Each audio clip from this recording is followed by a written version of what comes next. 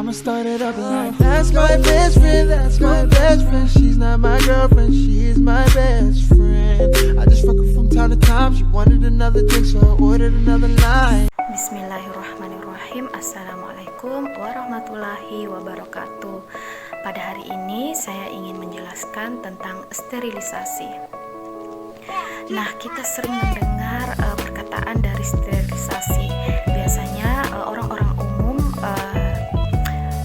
mengambil kesimpulan bahwa sterilisasi merupakan salah satu cara untuk membersihkan diri. Tetapi sterilisasi merupakan salah satu cara pembersihan dari mikroorganisme maupun mikroorganisme dan sporanya secara kimiawi maupun secara fisika. Adapun secara kimiawi yaitu dengan menggunakan etil alkohol ya, sebelum mengambil sampel dari penderita. Kemudian adapun secara fisika yaitu dengan menggunakan oven dengan temperatur 160 sehingga 170 derajat Celcius. Nah, kemudian ada nama-nama dari zat kimia ya. Biasanya yang berakhiran sida-sida itu merupakan zat yang beracun ya, seperti germisida yang dapat membunuh kuman ya. Germisida, ada sidanya. Kemudian ada bakterisida yang dapat membunuh bakteri, dari kata bakter yaitu pembunuh bakteri. Lalu ada juga fungisida yang dapat membunuh jamur, dari kata fungi. Nah, ada juga yang berakhiran dengan tatik-tatik, di mana tatik-tatik pula yang berakhiran tatik-tatik ini adalah penghambat ya, penghambat seperti bakteriostatik ya, berarti dia adalah penghambat bakteri tetapi tidak membunuh bakteri. Kemudian ada juga fungiostatik, di mana zat ini merupakan penghambat dari jamur fungi tetapi tidak membunuh jamur tersebut. Lalu ada juga virostatik, di mana virostatik ini menghambat pertumbuhan virus, hanya menghambat tetapi tidak membunuh virus tersebut. Nah, perlu saya tekankan di sini ada perbedaan antara disinfeksi dan disinfektan. Disinfeksi itu adalah salah satu proses sterilisasi, di mana sterilisasi pada alat-alat mati ya, seperti alat-alat yang berada di dalam lab. Contohnya seperti meja operasi, cawan Petri dan lain-lain. Nah, disinfektan pula merupakan zat kimia yang digunakan pada proses disinfeksi.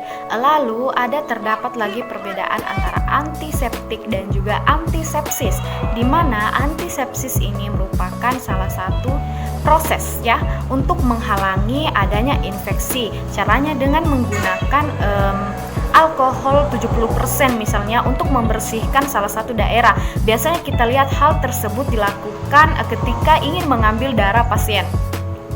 Selanjutnya ada antiseptik, di mana antiseptik ini merupakan zat itu sendiri seperti alkohol 70%. Itu merupakan zat dari antiseptik. Itu merupakan salah satu hal yang harus diperhatikan dalam destruksi fisika maupun kimiawi, bahwa pentingnya waktu yang perlu diperhatikan untuk membunuh suatu bakteri itu sangat diperlukan, karena lamanya waktu yang digunakan akan tergantung pada populasi awal dari jenis bakteri itu sendiri. Nah, selanjutnya adalah cara-cara sterilisasi dan juga disinfeksi. Yang pertama-tama biasanya itu pembersihan. Pembersihan dilakukan dengan menggunakan air yang mengalir. Kemudian ada sinar matahari, sinar ultraviolet dan juga sinar gamma serta sinar X, di mana sinar-sinar ini memiliki fungsi-fungsi sendiri. Ada yang dapat membunuh spora pada bakteri. Contohnya sinar X dan juga sinar gamma dapat membunuh mikroba karena merusak DNA dan merusak komponen sel lainnya pada bakteri. Kemudian kita lanjutkan dengan pendinginan. Nah, seperti yang kita ketahui, bakteri maupun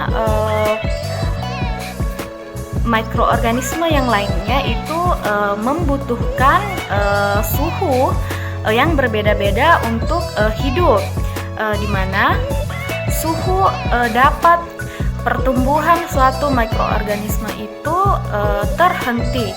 Pendinginan merupakan salah satu cara untuk mengawetkan bahan makanan yang mudah membusuk ya, contohnya seperti daging-dagingan. Karena pada suhu yang biasa, bahan-bahan ini tersebut mudah dirombak oleh bakteri seperti Neisseria gonorrhea dan juga Treponema pallida.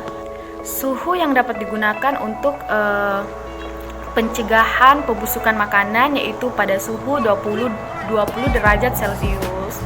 Selanjutnya sterilisasi pemanasan ya. Yang pertama itu pemanasan basah. Di lab ada yang dinamakan dengan autoclave, di mana penggunaan autoclave ini menggunakan uap air yang disertai dengan tekanan yang mampu menahan tekanan di atas 1 atm. Cara yang biasa dilakukan yaitu alat-alat yang hendak disterilkan itu dibungkus dulu, biasanya menggunakan kertas. Kemudian alat-alat tersebut akan kita masukkan ke dalam autoclave tersebut. Alat-alat tersebut kita letakkan dalam posisi rebah. Kemudian masukkanlah air ke dalam tangki, dan apabila airnya mendidih pasti uap pun akan terlihat. Kemudian dialirkan ke ruang pensteril. Kemudian kan uap air tersebut akan menambah tekanan. Nah, kita tunggu lagi selama 10 sehingga 12 menit, maka semua bentuk hidup seperti bakteri dan sporanya akan mati dalam waktu tersebut. Ini merupakan alat dari autoclave. Selanjutnya sterilisasi dengan cara merebus, di mana yang kita ketahui merebus merupakan cara sterilisasi yang paling murah dan juga mikroorganisme akan mati dengan waktu yang kita gunakan selama 15 menit, di mana sel vegetatif akan mati pada waktu 5-10 menit, tetapi bisa saja sporanya belum mati pada waktu tersebut. Apalagi virus, karena yang kita ketahui virus itu sangat kuat, di mana mungkin membutuhkan waktu yang lebih lama untuk membunuhnya dengan cara sterilisasi perebusan ini. Kemudian ada cara pasteurisasi, yaitu disinfeksi dengan cara pemanasan.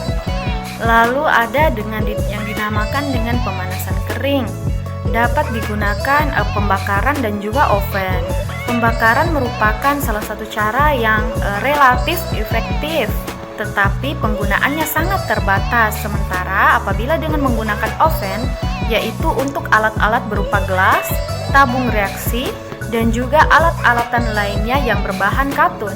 Pemanasan dilakukan dengan suhu 170 derajat selama 1 jam atau 140 derajat tapi selama 2 jam. Apabila ada bahan katun yang digunakan, maka tidak bisa suhunya lebih daripada 180 derajat Celcius.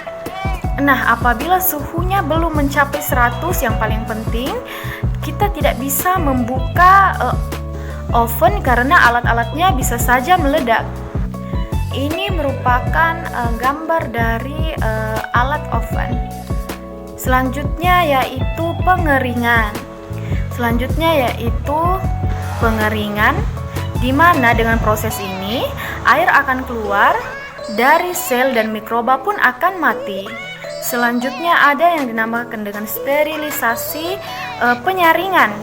Sterilisasi ini dilakukan biasanya cairan atau larutan yang termolabil, di mana termolabil ini sendiri yang berarti cairan-cairan yang mudah rusak karena adanya pemanasan, seperti serum, enzim maupun antibiotik, di mana penyaringan ini ya memiliki filter yang memiliki pori-pori halus berukuran 0,1 hingga 0,2 mikrometer.